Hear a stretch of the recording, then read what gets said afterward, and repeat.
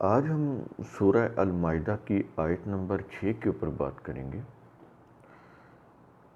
اس سے پہلے آپ یہ سمجھ لیں کہ جو عرب کے جو حالات تھے نزول قرآن کے دور میں، تو تھوڑا سا وہ نقشہ ذہن میں رہے نا، تو پھر اس آیت کے جو صحیح معنی سمجھ میں آ جاتے ہیں۔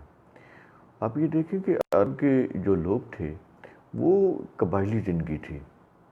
عرب کے اندر پانی کی بھی اس وقت کمی تھی، بہت کمیاب تھا پانی، اور میٹھا پانی جو ہے وہ بڑی مشکلوں سے دستیاب ہوتا تھا ان عربوں کو پینے کے لیے۔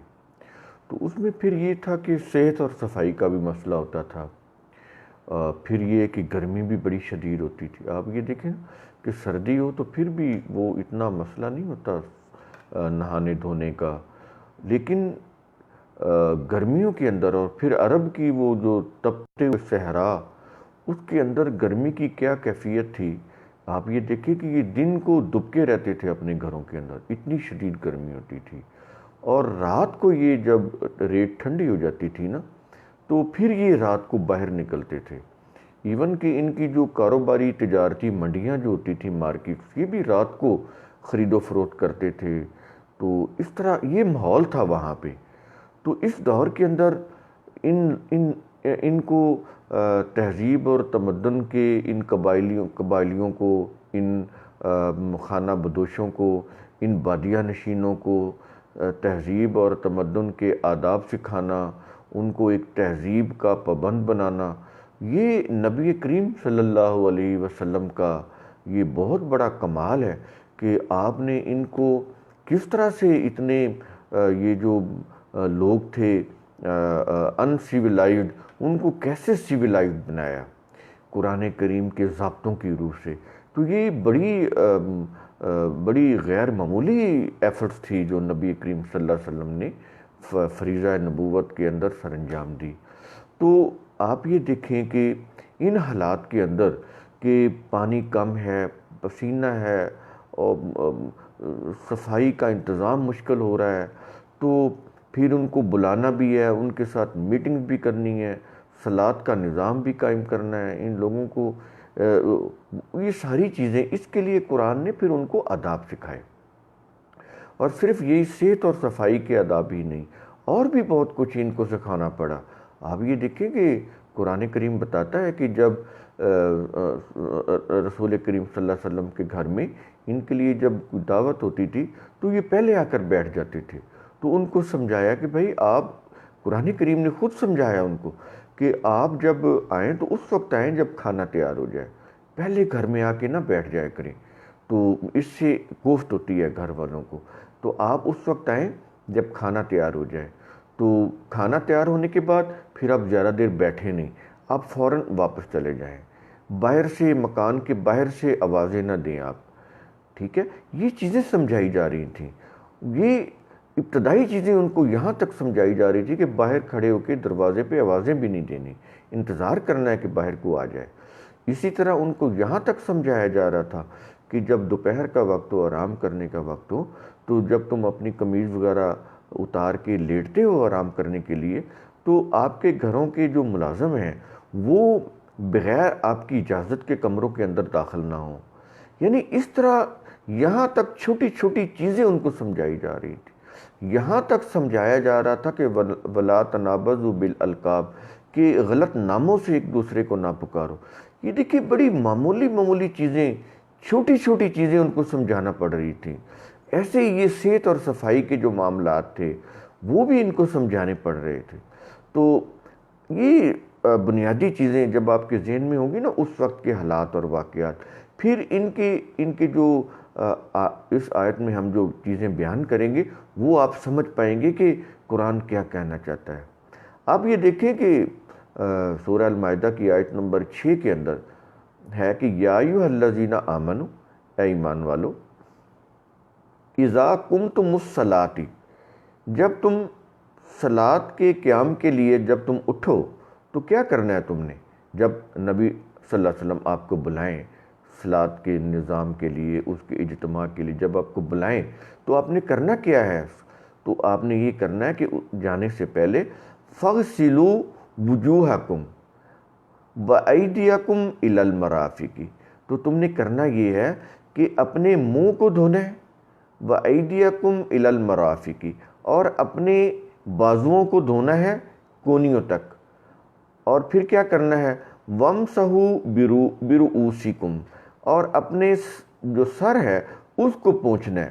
جب ہم کام کرتے ہیں نا عرب کے اندر، تو وہ گرم ریت تھی چلتی رہتی تھی، کبھی ٹیلا ادھر بن گیا کبھی ادھر بن گیا، تو وہاں پر وہ مٹی وغیرہ بال جو گرد آلود ہو جاتے تھے، تو اس کی صفائی کے لیے قرآن کیا کہہ رہا ہے، وَامْسَحُوا بِرُؤُوسِكُمْ، اور اپنے سر کا مسح کرنا، یعنی مسح کا مطلب ہوتا ہے سر کو پونچھ لینا، اپنے سر کو پونچھ لیا کرو۔ ایسے ہی جیسے ہم آپ موٹر سائیکل پہ ہوتے ہیں، تو آپ جب آتے ہیں تو آپ دیکھتے ہیں نا شیشے میں کہ وہ بال بکھرے ہوئے ہیں اور وہ مٹی اور گرد سے دھوئیں سے اڑے ہوئے ہیں، اٹے ہوئے ہیں، تو آپ کیا کرتے ہیں، وہ اگر نہانے کا وقت نہیں ہے تو آپ گیلے کر کے ہاتھوں کو اپنے بالوں میں پھیرتے ہیں، بالوں کو صاف کرتے ہیں، پھر ان کو سنوارتے ہیں، کنگھی کر لیتے ہیں۔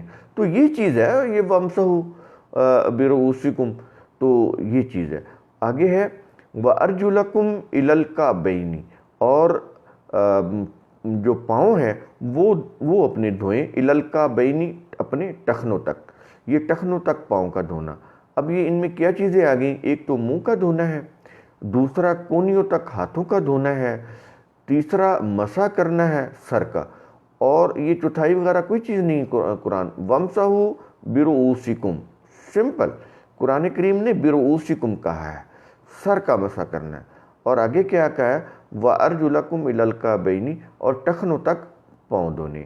یہ احکام ہیں غسل کے، اور اس کا مقصد کیا ہے، صفائی، کہ جب آپ اجتماع کے لیے، صلاۃ کے اجتماع کے لیے جائیں تو یہ نہ ہو کہ آپ پسینے میں شرابور ہوں، سمیل آ رہی ہو، اور بال آپ کے وہ گرد و غبار سے اٹے ہوئے ہوں، بکھرے ہوئے ہوں، اور آپ وہ آ جائیں۔ ایسے ہی ہے نا، جیسے کوئی میٹنگ میں وہ لوگ جو آفیشلز ہوتے ہیں وہ کیا کرتے ہیں کہ آج میٹنگ ہے، وہ گھر سے تیار ہو کے آتے ہیں، اب نہا دھو کے اچھے کپڑے پہن کے، اپنے بال سنوار کے، اپنا حلیہ درست کر کے وہ میٹنگ کے لیے آتے ہیں۔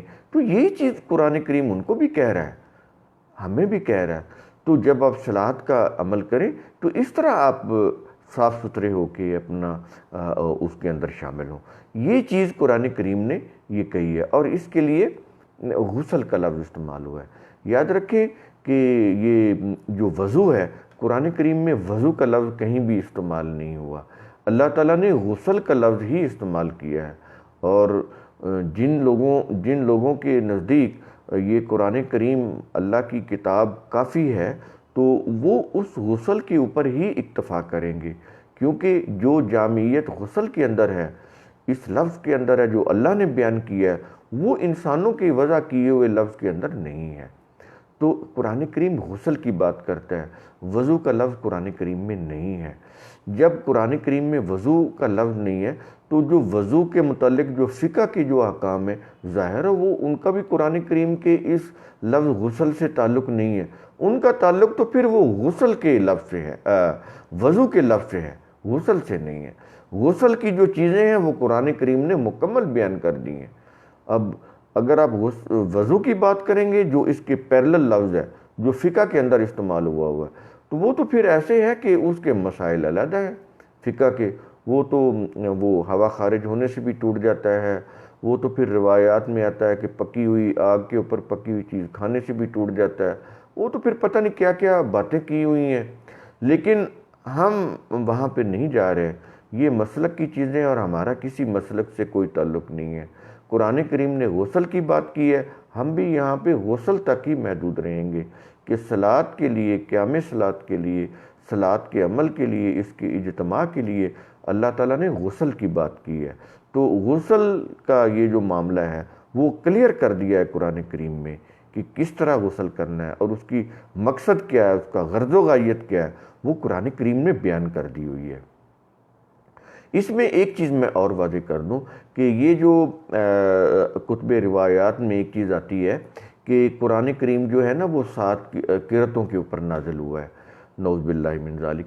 یہ قرآن کریم کو، اس کے احکام کو مشکوک بنانے کے لیے، اور قرآن کریم کے کچھ جو اس طرح کے جو احکام ہیں ان کو اپنے اپنے وہاں سے فقہ کا جواز وضع کرنے کے لیے یہ انہوں نے قرآن کریم کی 7 قرتیں بنائیں۔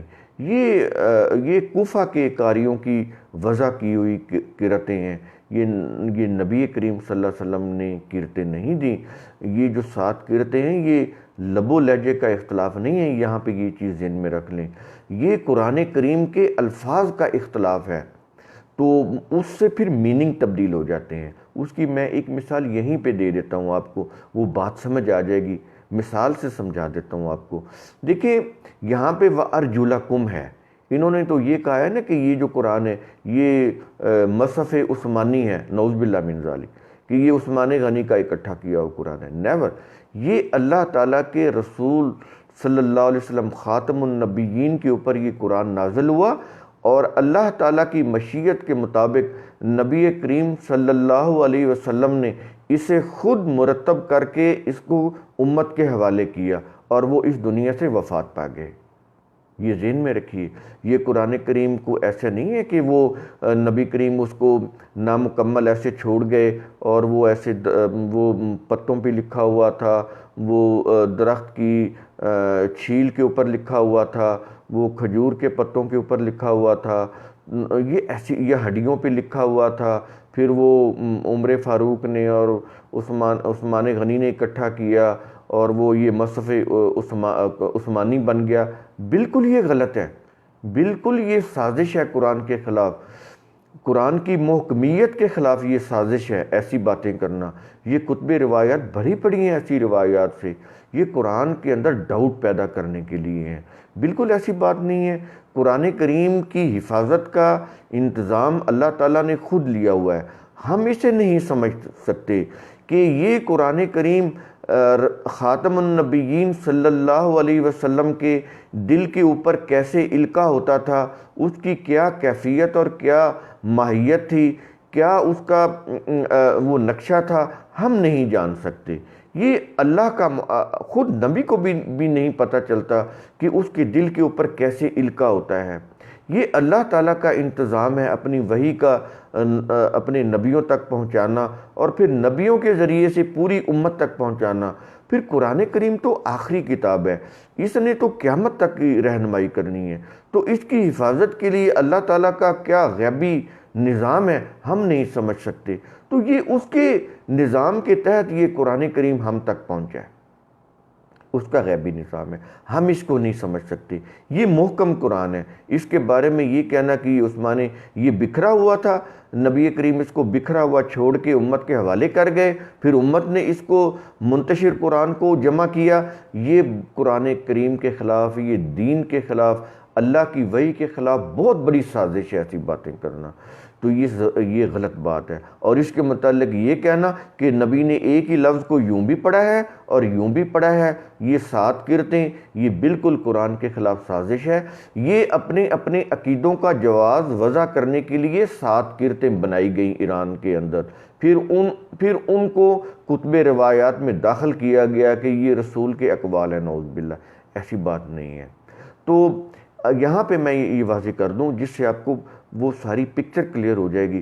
یہاں پہ لفظ ہے وَأَرْجُلَكُمْ،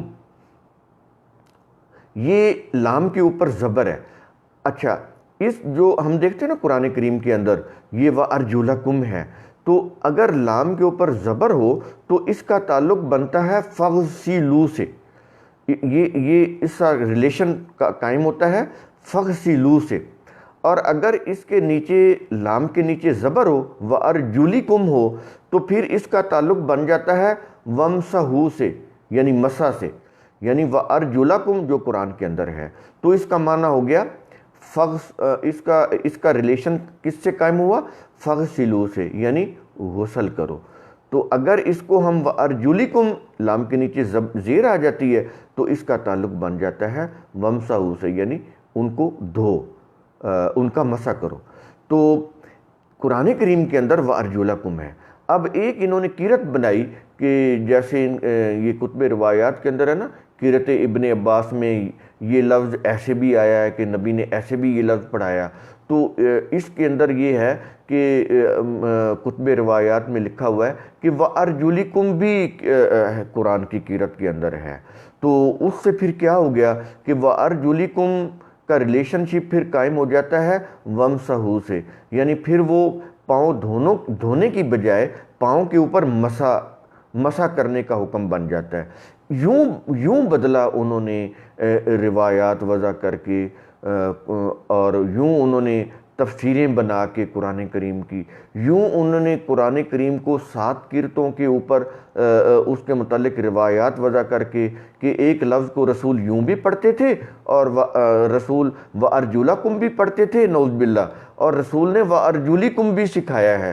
اس سے پھر کیا ہوا، 2 فرقے بنے۔ ایک فرقے نے وَأَرْجُلَكُمْ لے لیا، یعنی وہ جو قرأت کی آیت تھی نا، آیت کی جو قرأت ہے وَأَرْجُلَكُمْ، اس کو لے لیا، تو وہ پاؤں دھونا بن گیا، وہ اس پہ آگے اہل سنت۔ اور وَأَرْجُلِكُمْ جو ہے پاؤں کا مسح کرنا، وہ اس کے اوپر آگے اہل تشیع۔ تو یوں انہوں نے قرآن کریم کی روح سے اہل سنت بھی ثابت ہو گئے، اور اسی قرآن سے اہل تشیع کا مسلک بھی ثابت ہو گیا۔ یوں بدلا انہوں نے قرآن کریم کے الفاظ کے میننگز کو قرأت کی روایات وضع کر کے، یعنی قرآن کریم 7 قرتوں پہ نازل ہوا، اور یہ روایات ان سے وہ پھر اہل تشیع کے فقہ بنے، پھر اہل سنت کے فقہ بنے، پھر غسل سے وہ وضو بنا، پھر وضو سے وہ احکام بنے کہ جی وہ ایسے ریح خارج ہونے سے بھی وہ وضو ٹوٹ جاتا ہے، پھر وہ اس کے اوپر وہ اختلافی مسائل آئے کہ آگ پر پکی ہوئی چیزیں کھانے سے بھی وضو ٹوٹ جاتا ہے، پھر وہ چل امت کے اندر پھر اختلاف کا دروازہ جب انہوں نے کھولا ہے تو پھر وہ اختلاف رکا نہیں ہے۔ ظاہر ہے جب آپ قرآن کے الفاظ کے پیرلل اپنے کوئی مسلک کے فقہ کے الفاظ لے کر آئیں گے، اپنی اصطلاحات وضع کریں گے، ان کے لیے پھر آپ اپنے احکام بھی لے کر آئیں گے، پھر جب وہ احکام آئیں گے پھر امت میں تو اختلاف پیدا ہوگا۔ جب آپ صلاۃ کو نماز بنائیں گے، جب آپ غسل کو وضو بنائیں گے، پھر ظاہر ہے آپ اس کے لیے کوئی اپنی طرف سے علیحدہ کوئی قرآن سے ہٹ کے احکام بھی مرتب کریں گے، جن کو آپ فقہی احکام یا فقہ کی روح سے جو انہوں نے شریعت بنائی ہوئی ہے وہ بھی آپ قائم کریں گے۔ اس سے پھر کیا ہوتا ہے، امت کے اندر اختلاف کا دروازہ انہوں نے یوں کھولا کہ قرآن 7 قرتوں میں نازل ہوا۔ تو یہ اس ایک مثال سے وَأَرْجُلَكُمْ، یہ جو موجودہ قرآن میں ہے، اس کے اوپر اہل سنت آ گئے، اور اسی کی انہوں نے ایک جو بنائی قرأت کی روایت کہ نہیں جی یہ وَأَرْجُلِكُمْ بھی ہے، لام کے نیچے زیر لگا دی، تو اس کا تعلق بن گیا وَمْسَحُوا سے، نہیں جی رسول نے پاؤں کے اوپر مسح کرنے کا بھی کہا ہے۔ یوں انہوں نے امت کو فرقوں میں بانٹا، اس طرح بنی امت فرقہ واریت کا شکار۔ تو ان چیزوں کو یہ سمجھنا ضروری ہے، اگر ہم یہ چیزیں ذہن میں سامنے نہ ہوں تو ہم فرقوں کی دلدل سے نہیں نکل سکتے۔ یہ میں نے بامر مجبوری آپ کو بتائیں یہ چیزیں، میرا مقصد کسی فرقے کے اوپر طنز کرنا یا اس کے اوپر تنقید کرنا نہیں ہے، نیور، بالکل نہیں ہے۔ میں تو ایک بات سمجھانے کے لیے آپ کو کہہ رہا ہوں کہ یوں یہ الفاظ کہ قرآن کے الفاظ کے مقابلے میں وہ اپنے الفاظ لے کر آئے، اپنے احکام بنائے، اللہ کے احکام کے مقابلے میں اپنے احکام لے کر آئے، تو یوں ہوا یہ چیزیں، ایسے اختلافی چیزیں یوں پیدا کی گئی۔ اسی آیت کے اندر اب ہم آگے آ جائیں کہ یہ تو غسل کی بات ہوگی، اب آگے قرآن کریم تیمم کی بات کرتا ہے۔ وہ کیا کہتا ہے؟ وہ کہتا ہے کہ وَإِن كُنتُمْ جُنُبًا فَطَّهَّرُوا، یہ اسی کے ساتھ ہی آ جائے گا، یہ غسل کے ساتھ کا ہی ہے، آگے آئے گا، اس سے آگے آئے گا تیمم۔ تو یہ پہلے ٹکڑا آپ کلیئر کر لیں کہ وَإِن كُنتُمْ جُنُبًا فَطَّهَّرُوا، تو کیا کہہ رہا ہے قرآن کریم کہ جب آپ حالت جنابت کے اندر ہوں تو پھر کیا کریں آپ؟ فَطَّهَّرُوا، تو آپ پاکیزہ ہوں۔ تو طہارہ کا مطلب یہی ہوتا ہے کہ گندگی سے کوئی چیز دور رکھنا، پاک صاف کر کے رکھنا۔ تو ظاہر ہے جب آپ اس کو دھو دیں گے تو گندگی دور ہو جائے گی۔ تو یہاں پہ یہ قرآن کریم کہہ رہا ہے کہ وَإِن كُنتُمْ جُنُبًا فَطَّهَّرُوا، تو تم حالت جنابت میں ہو تو اس کو دھو دو، یہ پاک ہو جائے گی، جسم پاک ہو جائے گا۔ یہاں پہ یہ چیز آ گئی۔ آگے کہہ رہا ہے وَإِن كُنتُم مَرْضَىٰ أَوْ عَلَىٰ سَفَرٍ، اگر تم مریض ہو، او علی سفرن، یا سفر کے اندر ہو، تو کیا ہے او جاء احد منکم من الغائط، یا تم میں سے کو آئے، کہاں سے؟ وہ جو ٹائلٹ سے واپس آئے، اس کو رفع حاجت بھی کہہ لیں، ٹائلٹ سے واپس آئے۔ اولا مستم النساء، یا تم عورتوں سے پاس ہو کر آؤ، تو اس صورت میں کیا کرو؟ تو فلم تجدوا ماء فیتمموا صعیدا طیبا، تو کیا کرو؟ تو تم اگر فلم تجدوا ماء، اگر تم پانی نہ پاؤ تو پھر کیا کرو؟ فیتمموا، تو تم تیمم کرو۔ یہ لفظ صعیداً طیباً، پاکیزہ مٹی سے، جو پاکیزہ سطح کی مٹی ہو، وہاں سے آپ اس کو پونچھ لیں، اپنے آپ کو، اپنے پسینے کو، یا اپنی کوئی ایسی کوئی چیز لگی اس کو صاف کر لیں آپ۔ آگے کیا ہے؟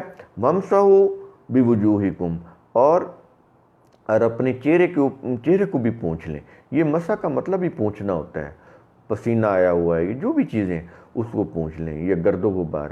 وَأَيْدِيَكُمْ مِنْهُ، تو کیا ہے کہ یہ منہ کا اشارہ کس طرف ہے؟ یہ سعیداً طیباً کی طرف ہے، یعنی جو پاکیزہ مٹی ہے اس سے جس کو پونچھنا ہے، تو اس سے آپ اپنے ہاتھوں کو، اپنے منہ کو آپ پونچھ لیں۔ یہ فمسحو کے معنی پونچھنا ہی ہوتے ہیں۔ تو یہ کس صورت میں ہے؟ یہ انٹرم وقت کے لیے، یعنی عبوری وقت کے لیے۔